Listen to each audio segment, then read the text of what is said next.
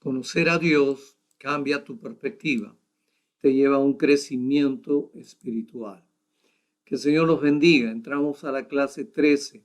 Esta es la primera parte de esta clase y en esta oportunidad estamos en la tercera parte de todo lo que significa la creación. Eh, Estamos hablando del punto de vista de la recreación en 6 días literales. Estamos ahora en la primera parte. Vamos a referirnos al punto de vista que es similar, o si no igual, al punto de vista de la creación de 6 días, en la mayoría de los aspectos que se considera, salvo por puntuales excepciones que vamos a estudiarlas.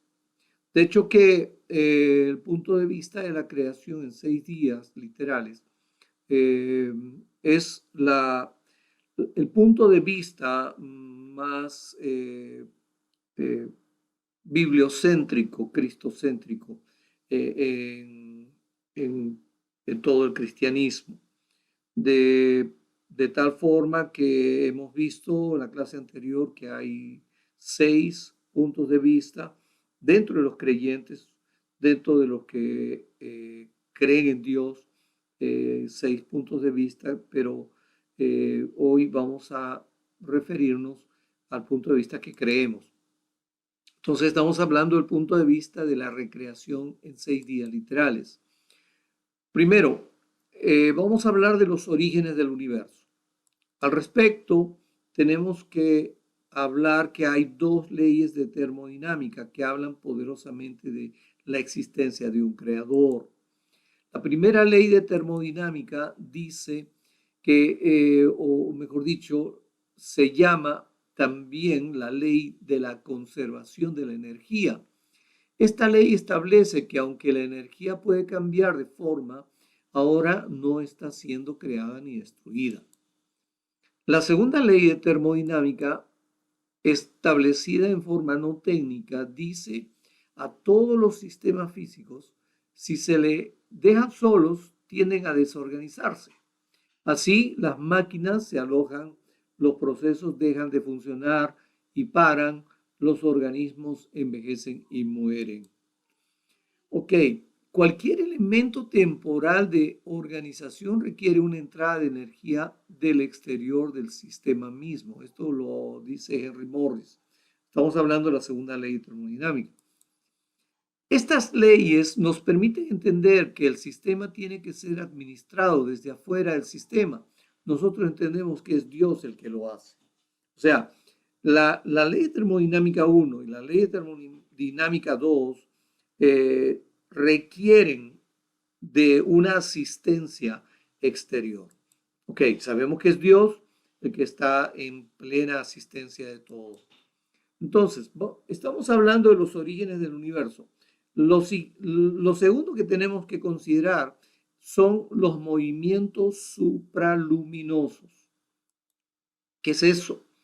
En el año de 1970, los radioobservatorios de Massachusetts y de California estuvieron dirigidos hacia el cuásar 3C279 con el propósito de verificar la reflexión de sus señales al pasar por el campo de la gravitación del Sol.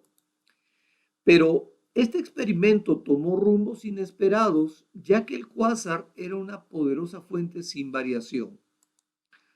El físico Irwin Shapiro del Observatorio de Massachusetts dijo lo siguiente: para nuestra sorpresa constatamos que el cuásar aparentemente tenía 2 fuentes poderosas.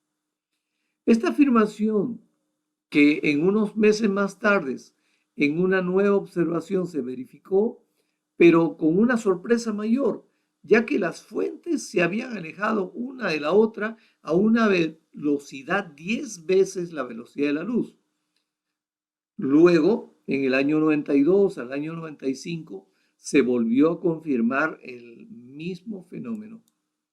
De manera que este alejamiento se dio en observación el año 92, 93, 94 y 95, y la velocidad en la que se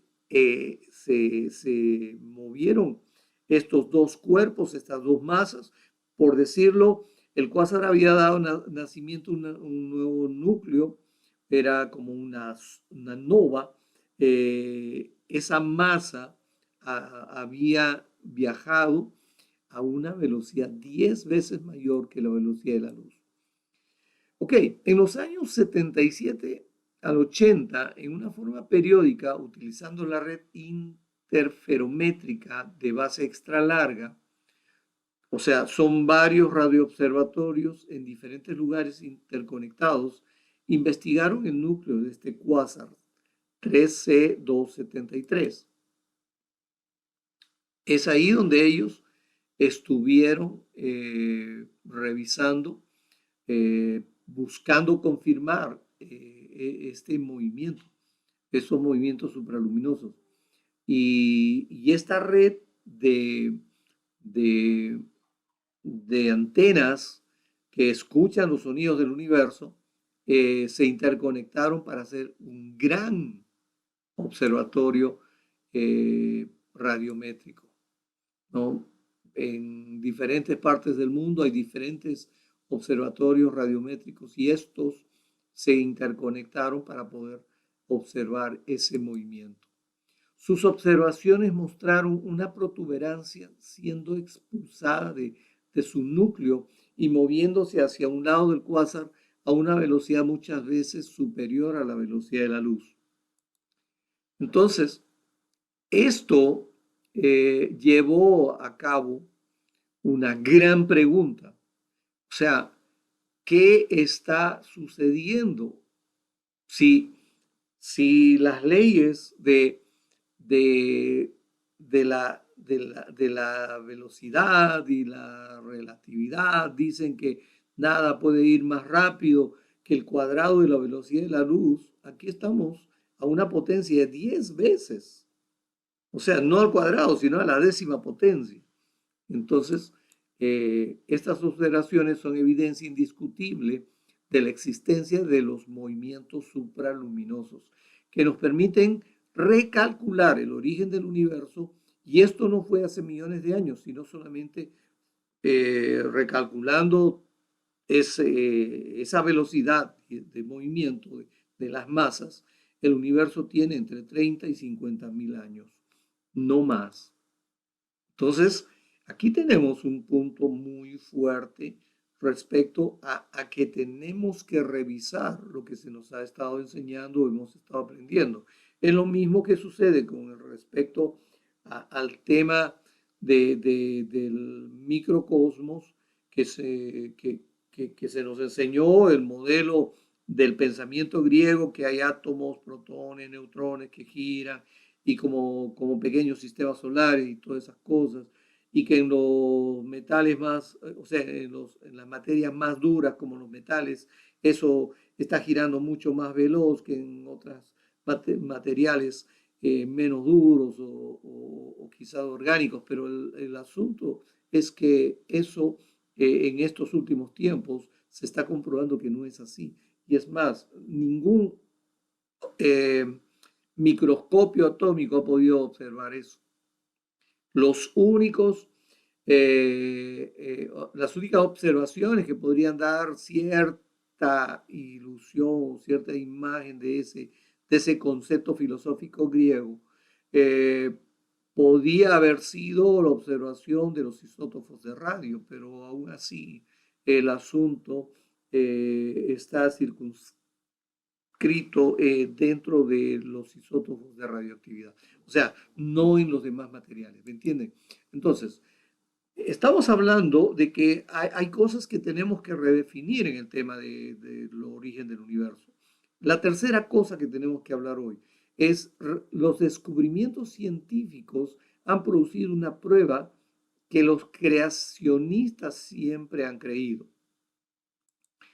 El 24 de abril de 1992, los titulares de los periódicos de todo el mundo anunciaron observaciones de pequeñas ondulaciones en la radiación dejada por el Big Bang Y George Smoot, el líder del proyecto COBE, explorador del fondo cósmico, lo anunció, ¿no? De manera que en las observaciones, ¿no?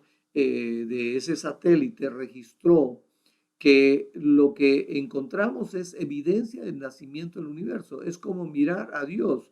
Y Stephen Hawking exclamó, es el descubrimiento del siglo, para no decir el de todos los tiempos. Ok, hay dos implicaciones de este descubrimiento y vamos a ver cuál es. La primera, el universo puede ser rastreado hasta un único último origen de la materia, o sea, energía, espacio, con las dimensiones de longitud, ancho, altura y tiempo.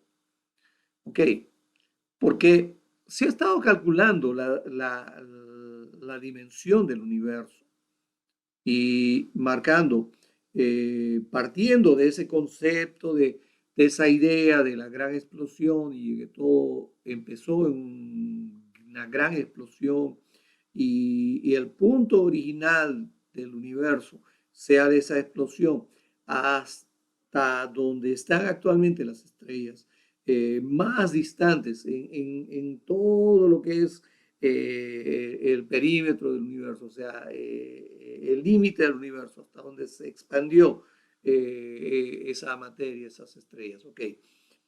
El tiempo y la distancia recorrida se calculó siempre a una velocidad en la que la luz puede ir. De manera que no se calculó más allá del cuadrado de la velocidad de la luz, porque dijo todo eso sería energía. Entonces, los cálculos estuvieron sometidos al cuadrado de la velocidad de la luz en ese Big Bang.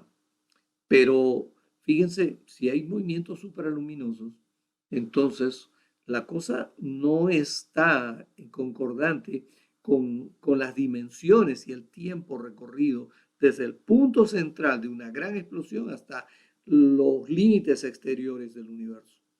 O sea, si estamos hablando de un radio en una gran esfera, estamos hablando de menos tiempo y aunque sea la misma distancia, es el tiempo menor en el que se pudo haber recorrido todo. Ok, la importancia teológica es la causa del universo. Por ejemplo, la entidad, o sea, el creador, quien hizo que existiera el universo, existía y creaba desde el exterior. Por ejemplo, independiente de la materia, en energía y dimensiones espacio-tiempo del universo. O sea, ¿quién echó a andar la gran explosión? Esa es la gran pregunta. O sea, se puede medir el origen, se puede pensar y abstraer que ha habido una gran explosión, pero ¿quién la originó? O sea, no es un asunto de la casualidad. Ese es el creador, es el Señor el que pudo haberlo ocasionado. Si es que tenemos que reconocer que pudiera haber habido una gran explosión, ¿me entiende? Entonces, no necesariamente tenemos que ser partidarios del Big Bang, pero con su propio argumento, el Big Bang no puede haberse originado solo. Ok, la segunda implicancia, ¿no? Estamos hablando de dos implicancias del descubrimiento que se hizo. Ok, el segundo es que el universo, nuestra galaxia y nuestro sistema solar exhiben más de 60 características, perdón, que requieren una sintonía precisa para su propia existencia y también para la existencia de la vida. O sea, cualquier clase de vida física, no solo como la que nosotros conocemos. Entonces, la importancia teológica es la entidad, o sea, el creador, quien hizo que existiera el universo, debe ser personal, inteligente, poderoso y amoroso. En todo caso, la posición que hay de la Tierra respecto al Sol es única, porque una sola persona súper inteligente, súper poderosa, podría diseñar y fabricar lo que vemos, incluyendo la vida aquí en la tierra. Amoroso porque solo el amor puede explicar la enorme inversión de esfuerzo creativo, la atención para detalles tan pequeños e intrínsecos y la comprensiva provisión para las necesidades. O sea, fíjense qué interesante esto, porque no es un asunto de casualidad, no es como que de la noche a la mañana, ¿no? Por la casualidad del caos originó la perfección. No es así, ¿no? La posición donde estamos en la Tierra respecto al Sol es ideal. Si estamos un poquito más cerca, nos zancocharíamos de calor. Si nos vamos un poquito más lejos, estaríamos muy fríos. Estamos en un punto ideal. Y esto nos debe llevar a nosotros a valorar, ¿no?, que hay un creador.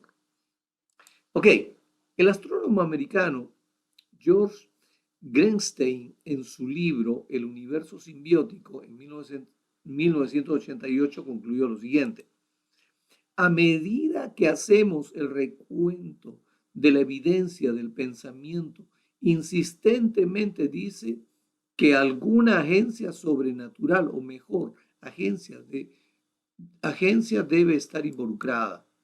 Es posible que de repente, sin intención, nos hayamos tropezado con una prueba científica de la existencia de un ser superior. Fíjense qué tremenda reflexión. ¿Fue Dios quien dio el paso y providencialmente formó el cosmos para nuestro beneficio? Esto lo escribe Hugh Ross. Qué tremendo, ¿verdad? Esto nos debe llevar a nosotros a pensar y a repensar lo que significa ese gran diseño que tiene todo el universo. Ahora, estamos hablando de los orígenes del universo. Vamos a hablar del Big Bang un poco más. A veces los cristianos se asustan el término Big Bang, o sea, la gran explosión, porque lo asocian con la evolución y la no creencia en un creador. Pero cuando Dios dijo, hágase la luz, hubo un Big Bang, o sea, hubo una gran explosión de luz. Él solo trajo la existencia del tiempo, de la materia, del espacio y la energía.